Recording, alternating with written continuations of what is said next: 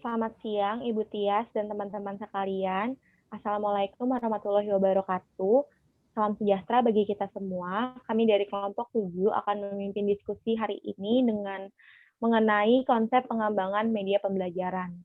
Adapun kelompok 7 terdiri dari Novelia Putri, Agnes Salsabila, dan saya sendiri, Novita Erania. Next. Bahasan kita hari ini mencakup konsep desain pengembangan media, langkah pembuatan media pembelajaran, dan teknik pembuatan GBPM. Konsep desain pengembangan media. Pengembangan merupakan proses penerjemah spesifikasi desain ke dalam bentuk fisik. Kawasan pengembangan mencakup banyak variasi teknologi yang digunakan dalam pembelajaran, dikutip dari Ricky tahun 1994. Dalam pengembangan terdapat keterkaitan antara teknologi dan teori yang mendorong, baik desain pesan maupun strategi pembelajaran. Pada dasarnya, kawasan pengembangan dapat dijelaskan dengan adanya pesan yang didorong oleh isi, strategi pembelajaran yang didorong oleh teori, dan manifestasi dan teknologi perangkat keras, perangkat lunak, dan bahan pembelajaran. Beberapa tahapan yang perlu diperhatikan dalam mengembangkan media ialah tahapan perencanaan, yakni mengidentifikasi kebutuhan peserta didik yang akan memahami media yang dikembangkan, merumuskan tujuan yang harus dicapai oleh peserta didik, mengembangkan butir-butir materi sesuai tujuan, dan mengembangkan garis besar pengembangan media. Tahapan selanjutnya ialah pengembangan naskah. Tahapan pengembangan naskah ialah pedoman tertulis yang berisikan informasi tentang bentuk yang akan ditampilkan. Melalui naskah, tujuan dan materi dituangkan dengan kemasan sesuai jenis media, sehingga media yang dibuat benar-benar akan sesuai dengan tujuan. Pada penulisan atau pengembangan naskah terdiri dari beberapa tahapan, yakni memunculkan dan memperkaya gagasan atau ide, menulis sinopsis atau treatment, menulis naskah atau script writing, dan evaluasi serta revisi naskah. Tahapan selanjutnya dan yang terakhir ialah produksi media.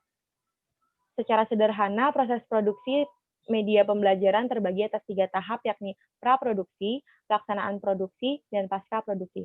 Langkah-langkah mengembangkan media akan dijelaskan secara lebih rinci oleh Novelia. Kepada saudari Novelia, dipersilakan. Terima kasih Novita. Langkah yang selanjutnya yaitu langkah pembuatan media pembelajaran.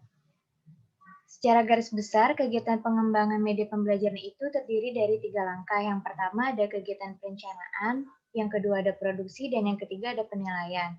Sementara itu, dalam rangka melakukan desain atau rancangan pengembangan program media, Arif Sadiman dan rekan-rekannya dalam Muhammad Rahman halaman 122 sampai 128 memberikan urutan langkah-langkah yang harus diambil dalam pengembangan program media menjadi 6 langkah. Yang pertama yaitu menganalisis kebutuhan dan karakteristik siswa. Media yang digunakan siswa haruslah relevan dengan kemampuan yang dimiliki siswa. Misalnya, seorang siswa yang ingin belajar ucapan dan percakapan dalam bahasa Inggris melalui kaset audio. Hanya akan dapat mengikutinya jika siswa tersebut telah memiliki kemampuan awal berupa penguasaan kosakata dan dapat menyusun kalimat sendiri. Jika kita tidak memperhatikan kemampuan tersebut, ketika diberikan media tersebut, siswa akan mengalami kesulitan. Yang kedua ada tahapan tujuan instruksional. Dalam pembelajaran, tujuan akan menjadi arah kepada siswa untuk melakukan perilaku yang diharapkan dengan tujuan tersebut. Contohnya, dengan menggunakan gambar, siswa diharapkan memiliki pengetahuan untuk membedakan hewan karnivora, herbivora, dan omnivora. Dengan tujuan tersebut, baik guru maupun siswa memiliki kejelasan apa yang harus dicapai, apa yang harus dilakukan untuk mewujudkan tujuan tersebut, materi apa yang harus disiapkan oleh guru, dan bagaimana cara menyampaikan materinya. Sudah tergambar dengan jelas. Maka dengan mudah, guru dapat mengetahui sejauh mana siswa mampu mencapai tujuan itu. Yang ketiga ada merumuskan butir-butir materi secara terperinci yang mendukung tercapainya tujuan. Titik tolak perumusan materi pembelajaran adalah dari rumusan tujuan. Materi berkaitan dengan substansi isi pelajaran yang harus diberikan.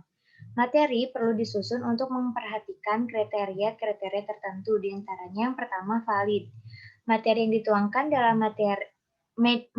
dituangkan dalam media untuk pembelajaran benar-benar telah teruji kebenarannya dan kesohihannya. Hal ini juga berkaitan dengan keaktualan materi. Yang kedua, ada tingkat kepentingan.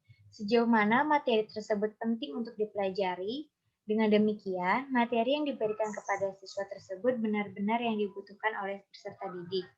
Yang ketiga, ada kebermanfaatan. Bermanfaat untuk meningkatkan kemampuan siswa.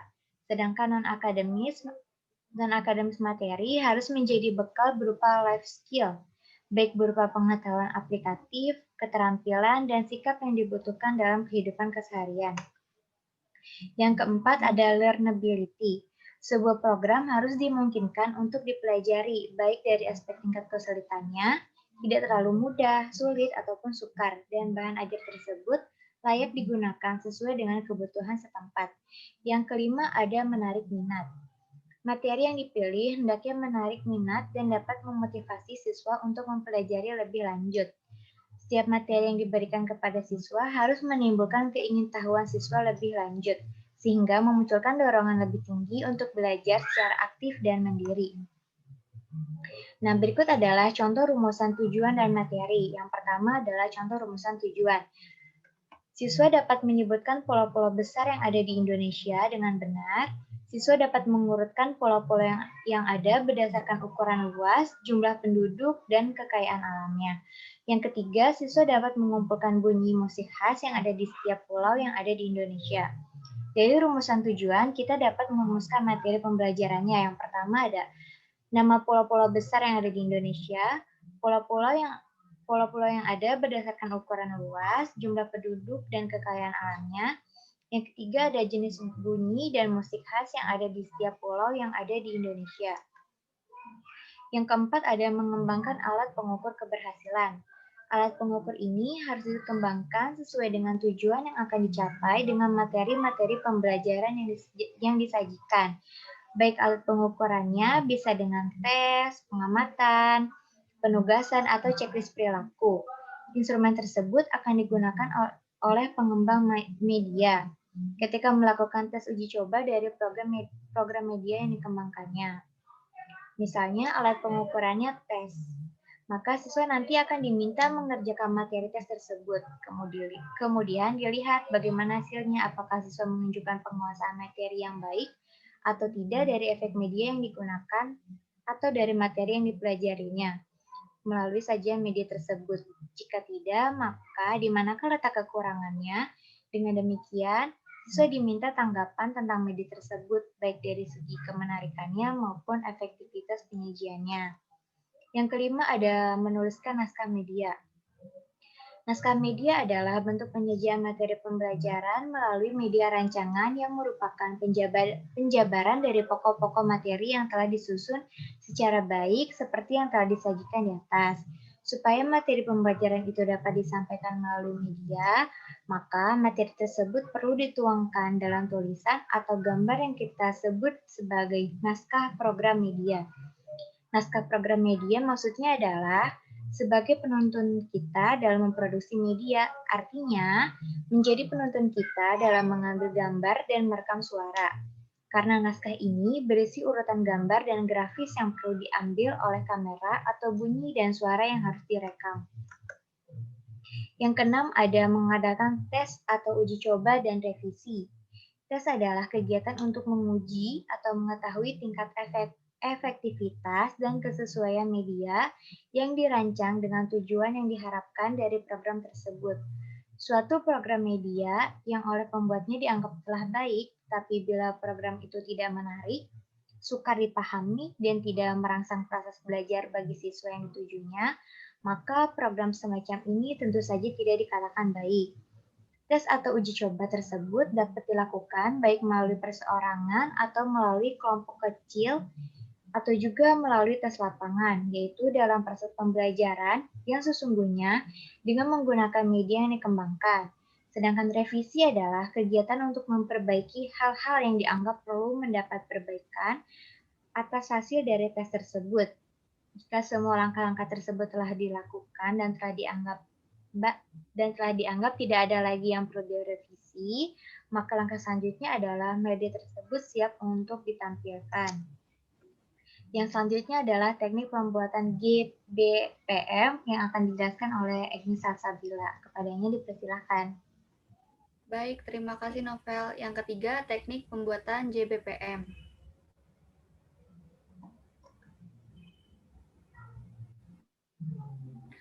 Menurut Susilana, tahun 2011, halaman 36, JBPM merupakan petunjuk yang dijadikan pedoman oleh para penulis naskah di dalam penulisan naskah program media.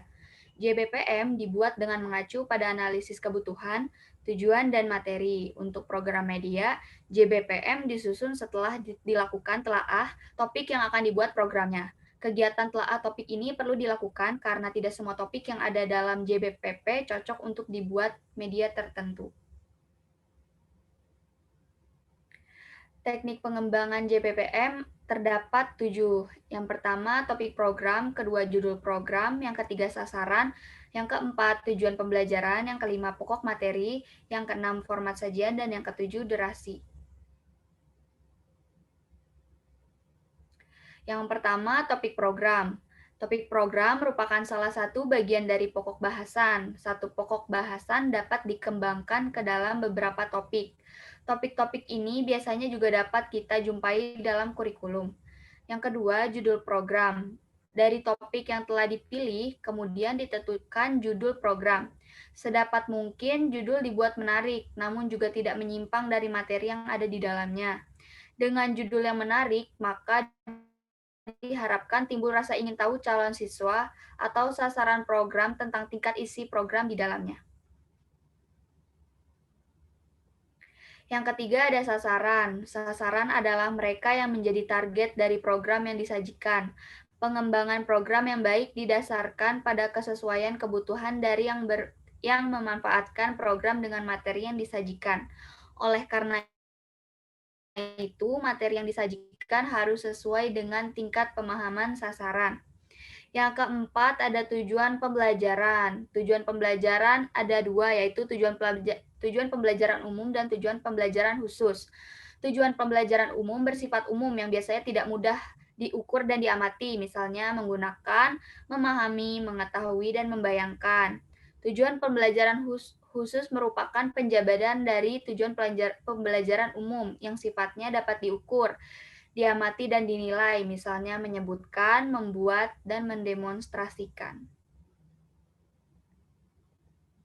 Yang keempat, pokok materi. Pokok materi merupakan hasil jabaran dari tujuan pembelajaran, khusus juga dari indikator.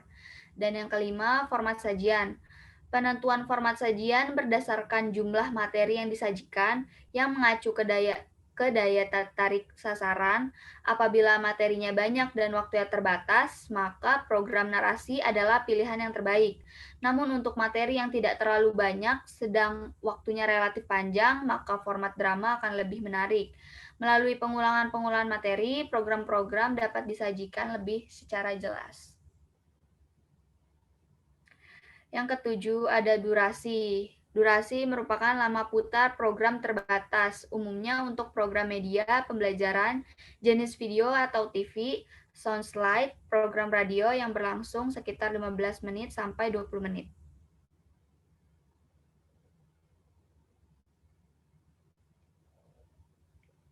Iya, Ibu Tias dan teman-teman sekalian, cukup sekian presentasi dari kami. Kurangnya mohon maaf, kami percaya apa yang telah kami sampaikan bisa bermanfaat bagi kita semua. Terima kasih.